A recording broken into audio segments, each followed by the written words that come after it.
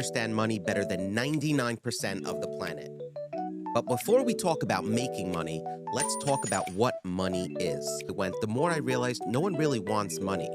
They want what they think money's going to give them: security, respect, options, less stress, more peace. Sometimes it's freedom from work, sometimes it's freedom from shame. Don't talk about the inner workings of money. It's like we're all playing this game, but no one wants to admit they're confused about how the game even works. That's why I'm starting here. Before we talk about budgets or side hustles or interest rates, you need to ask, what does money mean to me? Not what it should mean. What does it actually mean to me right now?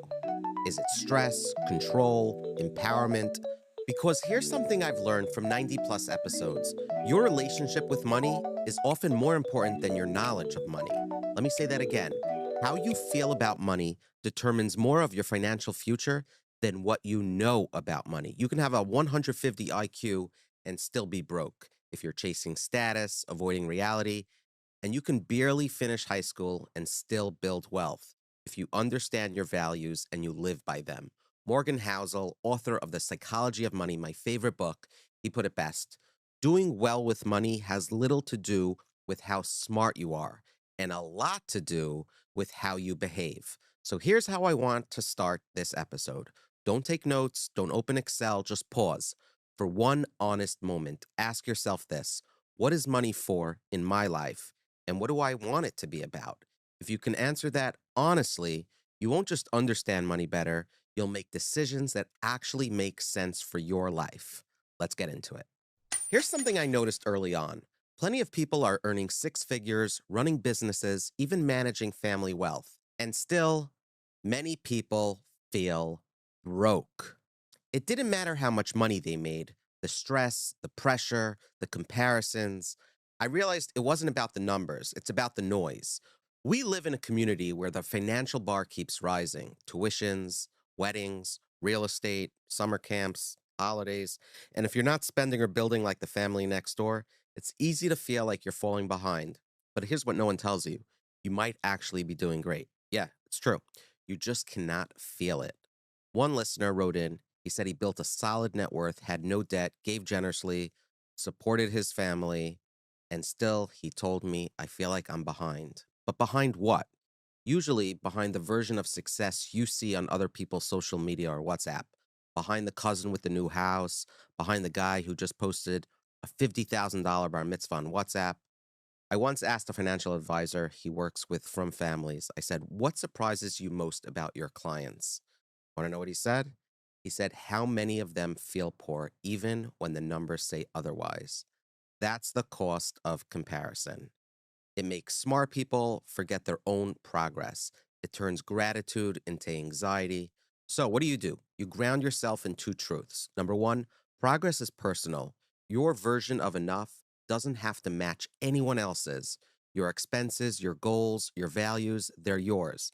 And that's okay. And number two, wealth is what you don't see. There's a great quote from Morgan Housel. Again, spending money to show people how much money you have is the fastest way to have less money. Just because someone looks rich doesn't mean they are. They might be drowning in debt. They might have a ton of credit cards. Meanwhile, the guy in the older car down the block, he might own 5 properties, no mortgage, no stress. So stop judging, stop comparing, stop trying to win a race with rules that no one can see. And here's the flip side: you are probably richer than you think, not because you're rolling in cash, but because you're further along than you give yourself credit for. If you're paying your bills, avoiding major debt, and making thoughtful choices, that's real wealth. And if you do have debt, don't worry, we'll get to that later. But for now, take a breath. You're doing better than you think. Coming up next, let's talk about one of the quietest wealth killers. It's called lifestyle creep. Here's the third thing I want to tell you. You've probably heard the following sentence in your own home or in your own head. Quote, if I could just make $20,000 more, everything would be fine. But here's what I've learned from speaking to very, very smart people. That thought is a trap. Not always, but often. Because for most people, when income goes up, lifestyle goes up even faster. We think more income is the cure, but often it's really just a painkiller. Let's talk about this story. There was a successful businessman. He doubled his income over 5 years and he felt more stressed than ever. Why?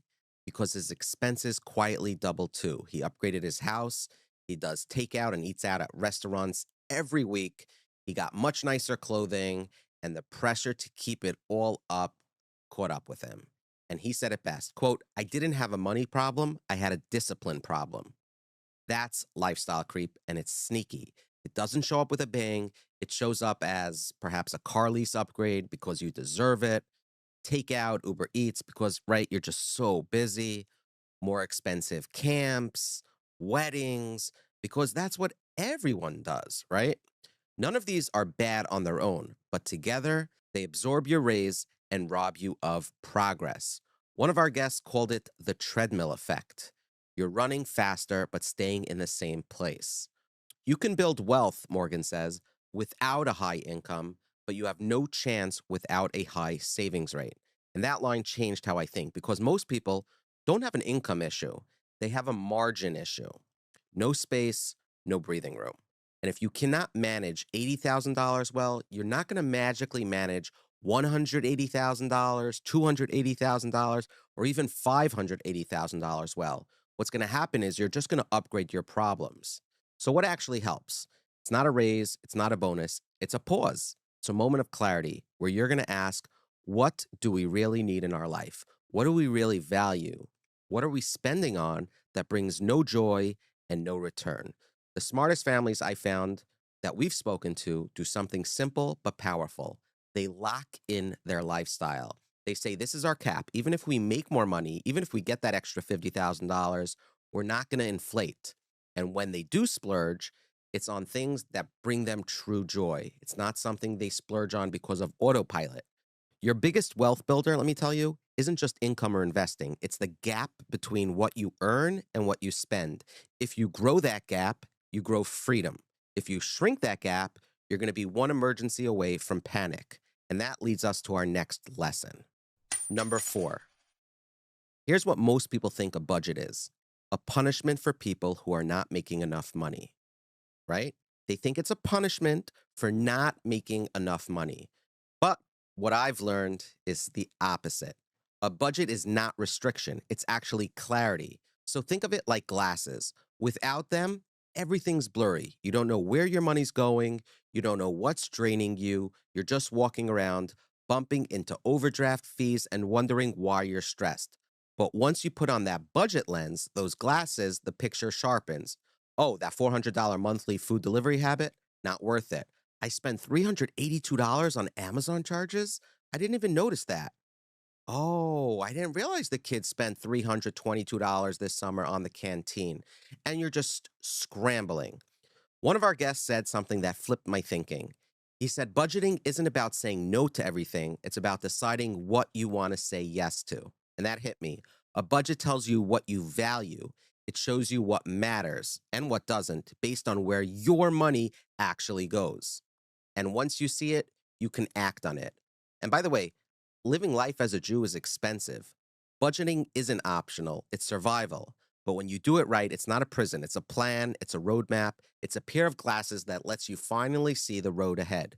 You legitimately feel instant relief when you track your money, not just financially, emotionally. And I've learned that the people who feel rich aren't always the ones making the most money. They're the ones who know where their money's going and why. So, if budgeting feels like a burden, it's time to reframe how you think about it. Number 5, debt. Let's be honest, debt feels heavy, not just in your wallet, but in your chest. It changes how you sleep, if you're sleeping at all, how you think, how you talk to your spouse. You wake up with that quiet panic, and you're thinking, how long can I keep this going? We spoke to Igor Meistelman, an attorney who's brilliant and sat across from hundreds and hundreds of people buried in credit card debt. And he said something simple but sharp. Credit cards are a tool, but for most people, they become a trap because bad debt doesn't just hurt your finances, it hijacks your decisions, it limits your freedom, it keeps you in reactive mode, always putting out fires instead of building anything lasting. So let's define what we're talking about. We're not talking about a mortgage or a business loan taken with eyes wide open. We're talking about bad debt, the kind of debt that sneaks in, small purchases that felt harmless at the time, but it added up when you weren't looking. And we've heard the stories, right? A frum couple swiping every Yom Tov expense because, we'll figure it out after. A newlywed, 12 monthly payment plans trying to keep up appearances, someone using one credit card to pay off another. The Torah doesn't glorify debt, it treats borrowing as something serious, something that can weigh on your soul and your dignity. And today, it's easier than ever. With one tap, one swipe, you can truly ignore how deep in the hole you are until it's too late. So let's flip the script. Being debt free isn't just a financial status, it's a mental one. It gives you space to breathe, to think clearly, to say no when you need to, and yes when it truly matters. So here's the good news: you don't need to be a financial expert to get out of it. You just need to, number one, get honest, stop avoiding your statements, face the numbers. You need to get organized, write down every balance, every interest rate, every due date, and you got to get moving. You either pay off the smallest balance first to feel momentum, or you can go after the highest rate to save more. Just start. And if you're married, hiding debt from your spouse isn't damaging, it's lonely. And I don't think what I'm telling you is going to fix everything as it relates to debt, but it might start something. Living with debt feels like drowning slowly, and getting out feels like breathing again. So let's take that next step together. If you need a resource, we'll put some resources for you in the show notes. Now let's talk about the flip side of debt: making money. People say follow your passion. It sounds great, right? Until your passion can't pay the bills. That's when things get real. One guest put it perfectly. He says, don't chase passion. What should you chase? Chase where your skills solve a problem. Be useful. The brilliant Rabbi Daniel Lapin once said, money is the certificate of performance that your fellow humans award you when you deliver value. In other words, money flows to people who are useful, not flashy, not brilliant, useful. I'm going to tell you about three guys: Ephraim, Joe, Alex, and they have a whole team. They saw how messy synagogue operations had become, right? There's a lot of moving parts. The rabbi was juggling membership dues, event logistics, pledges made, all on spreadsheets and sticky notes. So, what did these three people do? They built Shul Space, a platform that helped synagogues stay organized, communicate better, serve their members more smoothly. It was an all in one platform. It wasn't a flashy startup story, no big funding story on CNBC, just a real problem solved thoughtfully. And today, Shul Space is used by synagogues across the country. These three people didn't wait for inspiration. They paid attention, got practical, and turned it into an actual business. Every person, including you, should ask, what problems do I solve naturally? What do people already come to me for to help them with? And what skills or experiences do I have that are rare in my circle? And now ask yourself, who would pay for that? Who would pay me good money for those services? That overlap between what you're good at and what people need is where money and meaning meet. Small, local, and real. You could even do this in your spare time. Keep your 9 to 5. Do not get rid of it just with an idea. Also, don't ask your kids what they want to be when they grow up. Ask what problems they want to solve. Use this quick exercise. Text 3 friends today and ask them, what do you think I'm naturally good at? And I think their answers might surprise you. They might just point you towards your next income stream. You're already investing your time, energy, and effort into your work. The only question is, are you getting a return? Number 7, the fastest legal way to make money. Early on in the show, I asked one of our most successful guests, a guy who sold his company for hundreds of millions of dollars, what would you do at 22 years old today if you wanted to make money fast legally? And without skipping a beat, he said, get really, really good at sales. And it's not what I was expecting. I thought he'd say real estate, crypto, tech, maybe drop a stock tip, but no, sales. And then I started noticing a pattern. The people who built wealth in the most repeatable way, they got really, really good at sales. They understand people and how to offer them value. And that's sales in a nutshell. You don't need to be pushy or slick. You just need to understand someone's need and confidently show how you can solve it. I'm going to give you an example, okay? There was a guest we had on. He was a yeshiva guy, actually, and in his spare time, he was flipping used electronics. It was nothing glamorous. It's not super flashy. He wasn't on Shark Tank. He didn't have tremendous funding, but he made it work. Why? Because he knew how to talk to people, how to build trust, how to ask for the sale, and he kept going. There were hard phone calls he had to make, there were rejections, and he didn't know everything. And that's the lie we tell young people, that you need to go to college, you need to get the perfect resume, and you need to wait your turn. But if you learn how to sell an idea, a service, yourself, you're able to skip the line. Sales is not about closing deals always, it's about knowing how to create value, communicating that value, and moving people to act. It's not just for entrepreneurs. If you want to raise, you're in sales. If you're trying to help teach somebody about Judaism, you're in sales. If you run a nonprofit, you're in sales. Sales, sales, sales. The fastest legal way to make money isn't a get rich quick scheme. It's building a skill that pays dividends forever. So before you chase $1 million idea, ask yourself, can I explain clearly in 10 seconds how I help people? If not, start there. Get to a mirror, learn how to sell, and you'll see doors will open. It's not hype, it's reality. Let's move on. Okay, this is a big one. Number 8. A wise older man once told me, I worked for my money, but no one ever taught me how to make my money work for me. And that's the difference between surviving and building. One day, by choice or by circumstance, you're going to stop working. And the real question will be, did you save enough to retire? Can you rest now? Or did you spend it all just trying to keep up? So here's the secret I kept hearing from financial planners, advisors, and families who figured it out way too late. Investing isn't for the wealthy. It's how you become wealthy. There was a Rebbe who put away $250 a month into a low-cost S&P 500 index fund. No stock picking, no Bitcoin. We'll save that for another episode. He was just consistent. And 15 years later, he had over $110,000. Okay, it's not the craziest amount of money, but what he had was momentum. He had confidence. He had peace of mind. He and his wife didn't feel rich, but they felt secure, right? How does Morgan Housel put it? I'm happy you asked. He said, the highest form of wealth is the ability to wake up and say, I can do whatever I want today. That kind of freedom doesn't come from chasing the next hot stock. It comes from planting seeds and letting them grow. Don't touch it. And we're going to kill a myth right now. You don't need to be a financial genius to invest. You need time, which you have, consistency, which you're good at, and number 3, you need patience.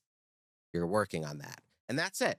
In the Orthodox Jewish world, you can't afford not to invest. You have tuition, you have weddings, you have bar mitzvahs, you have housing, you have retirement.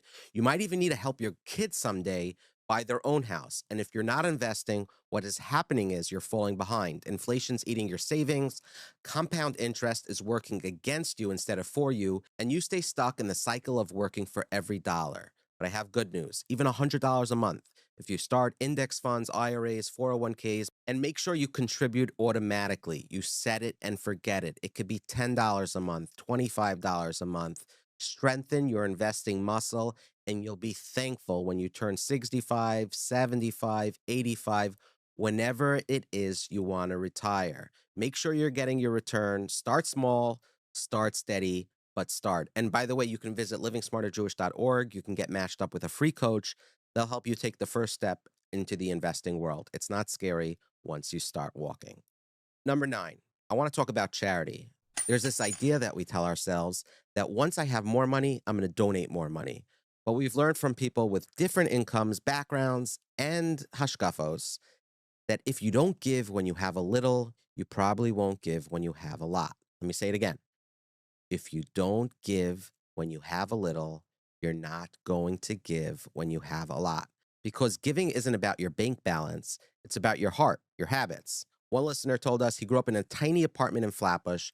His father was a bus driver, money was tight, but every Friday before Shabbos, his father would take out a wrinkled envelope and he marked it Meiser. And he said, we're God's bank. He gives us money to pass along to people in need. And now that man runs a successful business. And you know what he said? He said that giving didn't start with abundance. The abundance came from the giving. I think there's something very powerful about that. Yes, things are very expensive, and it's easy to feel like we can't afford to give. But here's the flip on that. You can't afford not to. Generosity rewires your brain. It takes you out of scarcity mode. It teaches your kids that money is a tool, not a treasure, right? We're not supposed to store it and hoard it. It opens up something spiritual that even spreadsheets cannot explain. And some of the most generous people I've met are not the flashiest. They're the most grounded, the most content, the least anxious. Because when you give away some of what you earn, you're telling yourself the following: I have enough. I'm not in this alone. I trust there's much more where that came from. And no, it doesn't have to be a massive amount. Sometimes it's $1 or $5. Sometimes it's time. But the act of giving regularly and purposefully shapes your entire relationship with money. Oh, and by the way, if you're looking for an impactful place to give, especially right now, given what's going on, I want to point you to Kol Chabad. They're doing incredible work supporting Israel's most vulnerable families with food and essentials. So if this episode moved you to give, that's a beautiful place to start. kolchabad.org/kosher money. We had a guest on, a successful businessman, and he said something that stuck with me. He said, "My kids thought money came from a wall. I take my card, stick it in a machine, and poof, out came cash." Does that sound familiar? Most of us didn't grow up with structured financial education, and now many parents are trying to teach what they're still learning themselves. Welcome to Kosher Money, by the way. So here's the question: how do you raise kids who value money without idolizing it? One parent told us they started small in conversations. At dinner one night, they said, "Hey, kids, this meal cost us $84. Was it worth it? What else could we have done with that money? Should we have bought the food elsewhere? Should we have made it at home?" Not as a guilt trip, but as a discussion. Another family gave their 12-year-old a modest bar mitzvah fund to prepare him and let him make real decisions. Does he want a more expensive dessert at his bar mitzvah, or would he rather a nicer invitation? Would he rather upgrade the music or maybe donate part of his gifts to tzedakah? It taught him trade-offs, right? It gave him ownership. Morgan Housel writes, quote, "People's relationship with money is influenced more by their experiences than any textbook. So you give your kids experiences. You let them earn small amounts, let them make small mistakes, let them give their own charity. You don't need to dump all your financial stress on your kids, but shielding them from everything doesn't prepare them either. So there's a balance. You can teach that money is important without teaching that it's everything. Tell your kids that you believe in God and He's the source of parnasa, He's the source of our wealth. But their job is to be responsible with what God gives us. And don't just talk about money once a year. Weave it into your life occasionally. Normalize normal discussions about it. Be a role model for your children. They're watching you. And one day, your kids who are going to be making six-figure decisions will be much better off because of those choices and decisions that started right there in your kitchen. Number 11, you can have the same income, the same expenses, the same bills as your spouse, and still have totally different reactions to money. There could be one spouse who saves every penny, and the other spends just to feel alive. One sees a budget as freedom, the other sees it as control. So when couples fight about money, here's the uncomfortable truth: it's really about the actual dollars, it's about what those dollars represent. In an episode, we had a therapist on, and she told us most money fights are value fights in disguise. And that hit hard because money is never neutral. It's tied to childhood, trauma, culture, expectations, your parents' stress, your community's norms, even your own insecurities. And one guest shared how growing up, his parents fought about money constantly. And now, even when he's financially stable, he panics every time his wife spends money. Another guest told us she grew up with nothing. So now what she does is she overspends on her kids, not to spoil them, but to heal a younger version of herself. So, what do? You talk openly, kindly, regularly. You're going to ask questions like, "What did your parents teach you about money?" You turn to your spouse, you say, "What's your biggest fear when it comes to finances? Do you even have any fears as it relates to finances?" You can ask, "What would enough look like to you?" So stop trying to win the argument and start trying to understand the other person.